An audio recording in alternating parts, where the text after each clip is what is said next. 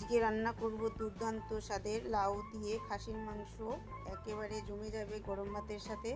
তো প্রিয় দর্শক, হ্যালো, আসসালামু আলাইকুম। আপনারা কেমন আছেন সবাই? আশা করছি অনেক ভালো আছেন। WB কুক 01-এ আপনাদের সবাইকে স্বাগত। তো এই তো প্রিয় দর্শক, এখানে আমি খাসির মাংস নিয়েছি, চর্বি সহ অনেক চর্বি। তো প্রিয় দর্শক, অনেক চর্বি যেহেতু, তো আমি লাউ দিয়ে আর আলু দিয়ে রান্নাটা করে নেব। তো এখানে কচি লাউ আমি ডুমু ডুমু করে কেটে নিয়েছি, 1 কিলো লাউ নিয়েছি। আর এখানে কড়াইয়ে আমি নুন হলুদ দিয়ে পানিটাকে ভালো করে ফুটিয়ে নিয়ে আর লাউগুলো দিয়ে দিলাম। আর এদিকে প্রেসার কুকারে আমি খাসির মাংস দিয়ে দিলাম। এখানে পেঁয়াজ কুচি দিয়ে দিলাম আর নুন হলুদ দিয়ে আর হালকা পানি দিয়ে সরিষার তেল দিয়ে প্রেসার কুকারের ঢাকন বন্ধ করে আর 6 থেকে 7টা সিটি লাগিয়ে নেব। এতে করে তাড়াতাড়ি আমার রান্নাটা কমপ্লিট হয়ে যাবে আর খেতেও কিন্তু দুর্দান্ত হবে। তো প্রিয় দর্শক, কার কার পছন্দ অবশ্যই কমেন্ট করে জানাবেন। আর আমার ছোট্ট ভিডিওটি দেখার জন্য একটি লাইক দিয়ে ভিডিওটা দেখতে থাকবেন, অনেক ভালো লাগবে। তো এখানে লাউগুলো আমার খুব সুন্দর করে ভাপিয়ে গেছে, এখন নামিয়ে নিচ্ছি। তো কচি লাউ আর ভাপিয়ে নিলে কিন্তু খুবই ভালো লাগে। আর এমনি তরকারিতে দিলে কিন্তু লাউয়ের একটা কাঁচা গন্ধ থাকে, সেই স্মেলটা কিন্তু ভালো লাগে না।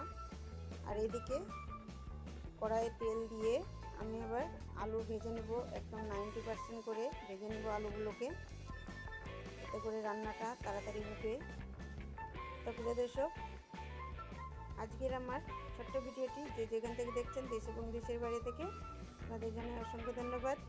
আর আমার চ্যানেলে নতুন প্রিয় দর্শক হয়ে থাকলে অবশ্যই একটি লাইক দিয়ে ভিডিওটা দেখতে থাকুন। আর রেসিপি কোথাও ভালো লাগলে এবং ভিডিও ভালো লাগলে চ্যানেলটা সাবস্ক্রাইব করে আমার পাশে থেকে যেতে পারেন। আর এই তো আমি এখানে বাটা মশলা নিয়েছি, লঙ্কা গুঁড়ো, জিরে আর আদা রসুন, খুব সুন্দর করে সিলভারটায় আমি কিন্তু মশলাগুলো বেটে নিয়েছিলাম। আর এখানে নিয়েছি শুকনো মশলা, ধনে গুঁড়ো আর ভাজা গরম মশলা গুঁড়ো আর হলুদ গুঁড়ো।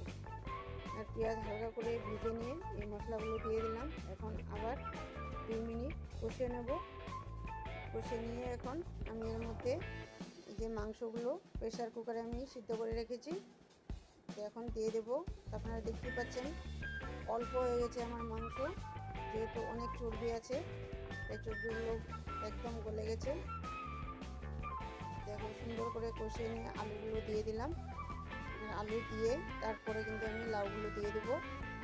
তো প্রিয় দর্শক, কার কার পছন্দ এইভাবে রান্না করার, আর আমার রান্নাটা কীরকম হচ্ছে অবশ্যই কমেন্ট করে জানাবেন। তো প্রিয় দর্শক, এত সুন্দর করে কষিয়ে নিয়ে আর এখন লাউগুলো দিয়ে দিলাম। যেহেতু আমার লাউটা সুন্দর করে ভাপানো আছে তাই বেশিক্ষণ ধরে কষাবো না, নইলে কিন্তু ভেঙে যাবে আর খেতে কিন্তু মজা লাগবে না।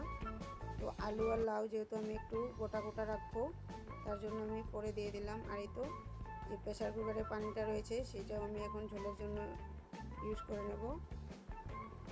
তো প্রিয় দর্শক, এখানে আমি শেষ পর্যায়ে ভাজা জিরের গুঁড়ো 1 চামচ পুরো দিয়ে দিলাম, এতে করে গন্ধটা খুবই দুর্দান্ত আসে। তো কেমন লাগলো আজকের আমার এই লাউ দিয়ে খাসির মাংস রান্না অবশ্যই কমেন্টস করে জানাবেন। আপনারা ভালো থাকবেন, সুস্থ থাকবেন।